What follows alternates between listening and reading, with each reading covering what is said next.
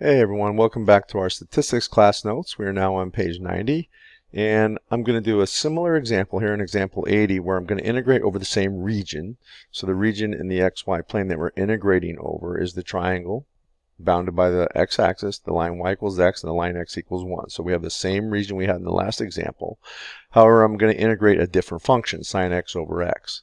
And the reason I'm doing this example with the same region of integration is I want you to understand that sometimes it matters which direction we do the integration in.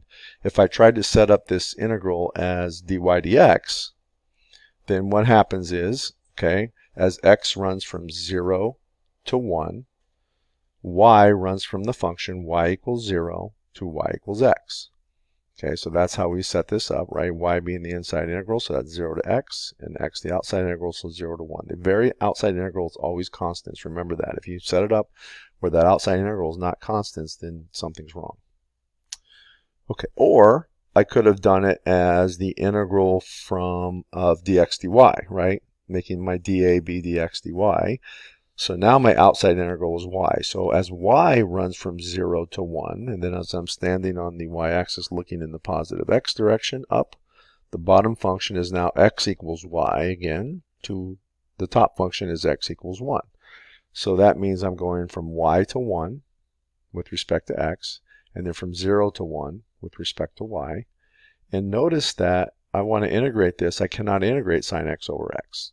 That's not integrable. So not with any techniques that we know how. So in this way, we would not be able to do it. However, in this way, it actually becomes a very simple integral, right? If I integrate with respect to y first, this inside integral then, so sine x over x is just a constant. So a constant integral of a constant is just a constant times the variable, so that constant times y. Substitute y equals 0 up to y equals x using the fundamental theorem of calculus. So I just get x in here. Sine x over x times x, and nicely the x's cancel, and I just want to integrate the last outside integral, dx, from 0 to 1 of sine x, which we know is minus cosine x, evaluated from 0 to 1, so I get minus cosine 1 plus cosine of 0. Cosine of 0 is 1, so I get 1 minus cosine 1.